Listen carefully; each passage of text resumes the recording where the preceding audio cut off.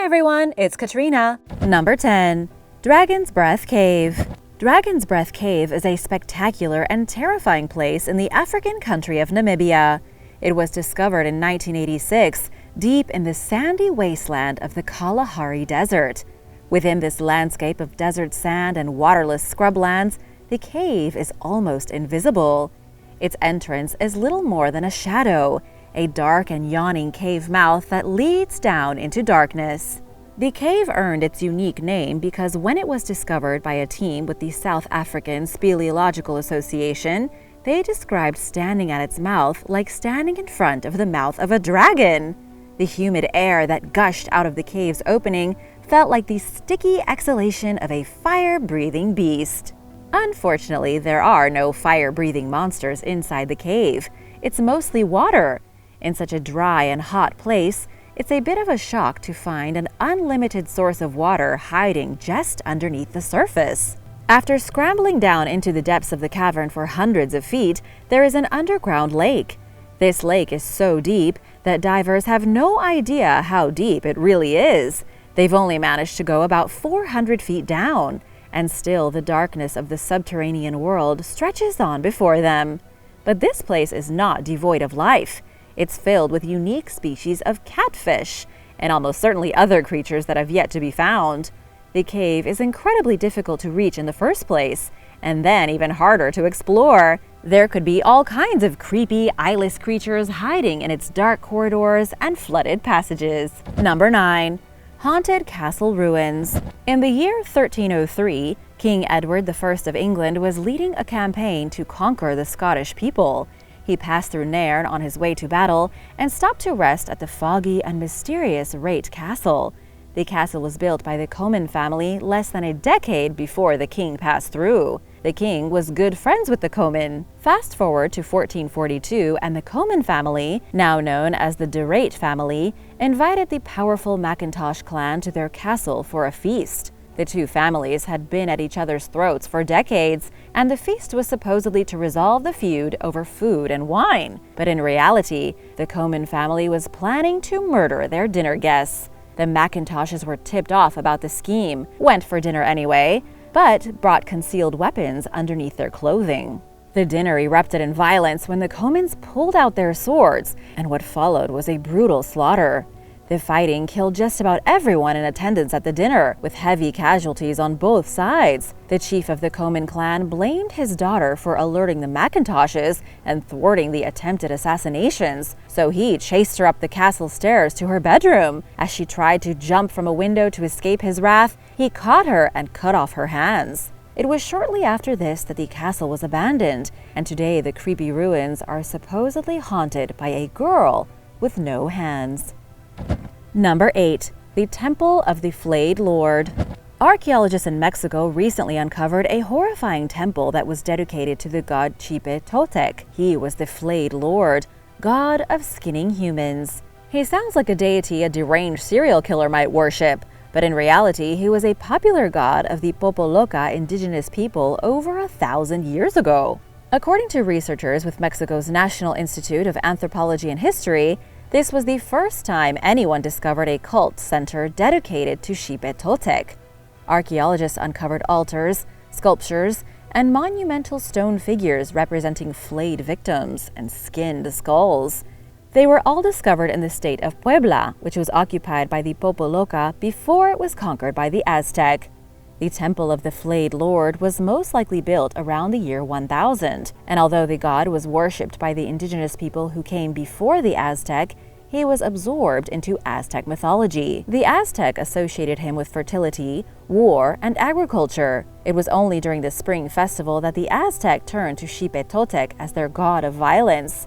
The Aztec would hold gladiator combat trials in which sacrificial victims killed one another. They would also tie victims up and shoot them with arrows. Once they were dead, these victims would have their skin peeled off and worn by priests and other ritual participants for days on end. Number 7. The Mermaid Shrine. There is a terrifying place in Fujinomiya, Japan called the Tenshu Kaiusha Shrine. The shrine dates back centuries and is situated in a dark and isolated corner of the woods near Mount Fuji. There is no public transportation that goes to the temple, and it's attended only by the dedicated Shinto order at Fujinomiya.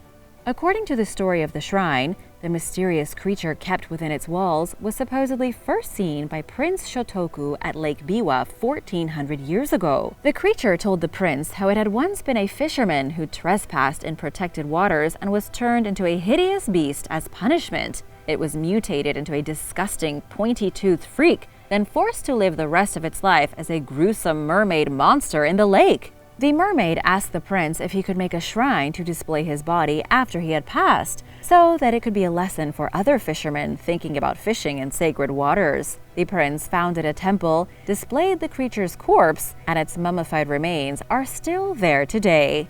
Whether the creature in the shrine is indeed a cursed mermaid, a bizarre taxidermy creation, or a mutant pulled out of the lake, nobody knows for sure. But whatever it is, its gross body is on showcase for any brave enough to seek it out. And now for number 6. But first, wanted to give a big shout out to Denver Gill and Rissa Crazy Clan for supporting this channel. If you are new here, welcome, and be sure to subscribe if you haven't already. Number 6. The haunted Eddington Park Hotel. The Eddington Park Hotel in the UK is a luxurious place to spend the night. It's a 4-star hotel with approximately 46 rooms, as well as an on-site restaurant, cafeteria, and pool. Its history dates back over 2,000 years. Archaeologists have found evidence of human habitation going back to before the days of Christ. The hotel itself used to be a Roman villa in the days of Roman-occupied Britain, and finally the hotel was a mansion before it was ever turned into a lodging. There was a manor house standing on the property going back to at least the 12th century prior to the reign of King Henry III. It was around 1509 that Sir Ralph Shirley leased the manor, and over the years the structure was modernized, rebuilt, and refurbished. The property remained in the Shirley family until 1983, when the structure was handed over to the Isis Hotel Company and turned into a luxury hotel. The Shirley family still owns the land and pretty much the entire surrounding area. The Eddington Park Hotel is considered the most important high Victorian house in all of England. And now for the terrifying part. The ancient house is supposedly haunted by multiple resident ghosts. The spirit of a woman named Lady Emma is notorious for appearing to guests and then disintegrating through the walls. She is believed to be a former governess who died under suspicious circumstances, and her soul refuses to leave the property. People have also witnessed a monk wandering about the grounds, an army officer, and 2 young Shirley boys who drowned nearby in the early 1800s. Number 5. Creepy Arkansas. There's a creepy hiking trail in Arkansas that takes its visitors straight through the ruins of a mysterious lost village. The trail is within the borders of the Toltec Mounds Archaeological State Park. The park was once home to a group of Native Americans known today as the Plum Bayou culture. They lived in the area starting around 650 AD and then vanished 400 years later.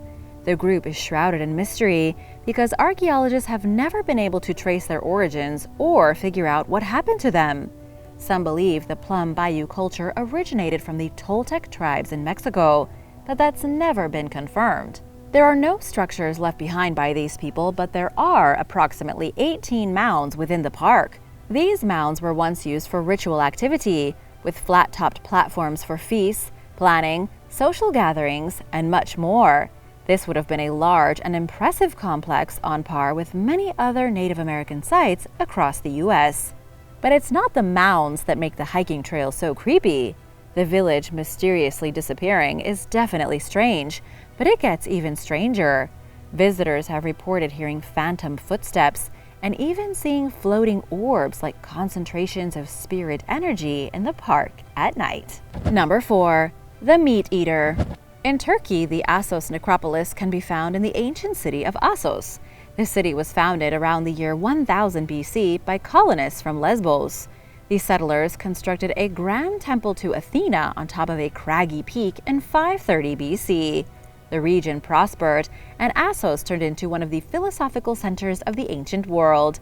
Aristotle was married to Pythia here in 348 BC, and everything was going just swell. But then the Persians invaded a few years later, and everything changed.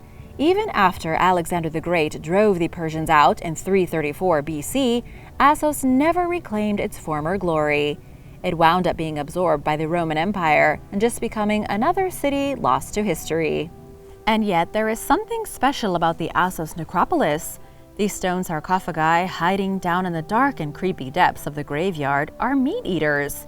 These sarcophagi have the uncanny ability of devouring a corpse within 40 days flat. Any body buried in the stone sarcophagi will supposedly decompose unnaturally fast, with the skin and meat and muscle practically melting off the bones. As of right now, scientists don't fully understand what causes the bodies to decompose so rapidly. Nobody knows why these stone boxes in this long-lost cemetery can quite literally eat human flesh. The research is ongoing, but right now it's still a mystery. Number 3. The Cave Down Under. In July 2022, the deepest newly discovered cave in Australia was named after a variant of the coronavirus. Explorers squeezed their way through unexplored passages and tunnels under the surface of Tasmania. These cavers were with the Southern Tasmanian Caverniers Organization, a brave crew who ventured 1,316 feet deep. It took about 14 hours for the team to explore the subterranean system. The caverns down there are creepy, totally dark, humid, and almost completely out of this world. They came across a waterfall sending cascades of cave water 535 feet into a frothing black pool. It was like something from an alien planet. Ben Armstrong, who was part of the exploration, said it was all very vertical. It required hundreds of feet to be ascended and then descended using ropes. Even though the Delta variant, as the new cave has been called, is the deepest in all of Australia, it's still not the deepest or most terrifying in the world.